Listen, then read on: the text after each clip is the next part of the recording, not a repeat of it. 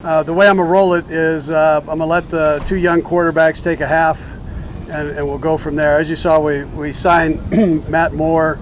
Matt, we had that decision to make between with Matt and Chad at the time, so he was another one of the quarterbacks we were talking to at that particular time. So we were able to talk him out of coaching. He was coaching high school football at his alma mater there back in California. We talked him into coming back and joining us, and he had the fortune of playing for EB at UCLA for a little bit before he headed up there to Oregon State. Anyways, with that, time's yours. Coach, was Matt someone that you felt was the better option for the other players that were out there?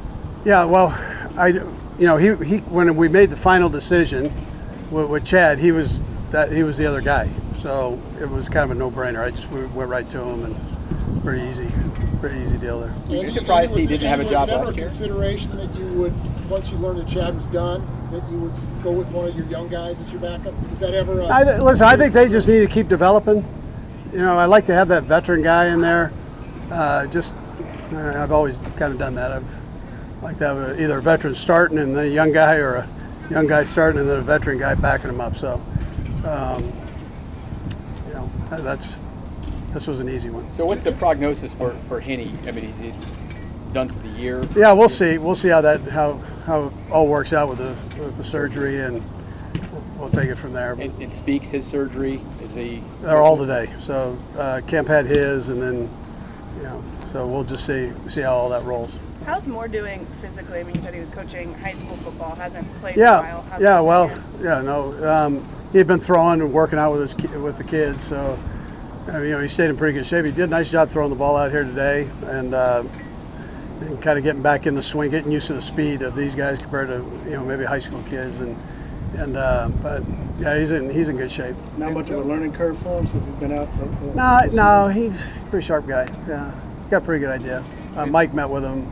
Kafka met with him last night and then this morning, so he's been doing, he's done it for a while, so just catching up, he'll be able to handle it. Any chance he'll play in Green Bay? No, he won't play, no. And what intrigued you the most when you were trying to decide between Chad and Matt? What intrigued you most about Matt, given his resume? Yeah, to me it was a toss-up, right? So, I like both the guys, and that's what made this so easy. So it wasn't, you have to go through agents and get everything worked out and all that, and so I would have taken either guy. It wasn't, it's just how it worked out. So. And you mentioned Garrett Dieter. I know we did see him do some sort of individual stuff. Is there potential possibility that he may be ready to practice at some point? Yeah, he won't play. He won't play this week, and then we'll just see how he does here this, next week, or we'll see how that goes. It's been a few days since this Andrew Luck news came down. What kind of a blow is that for the league, that a young player like that is not going to be able to continue? Yeah, so I'm a big fan of his, and there's nothing that he does that he doesn't think about and put time and effort into the thought process. He'd never do anything to harm the game or the team. That's not how he rolls. This was something I'm sure it was a wrestling match, with yourself, and we've all been there. Everybody's been there and had to do something like that. Maybe not of that magnitude or in front of that many people, but he's got to do, and these guys know this. You have to do what you have to do, and the great part of it is other guys pick up and they roll.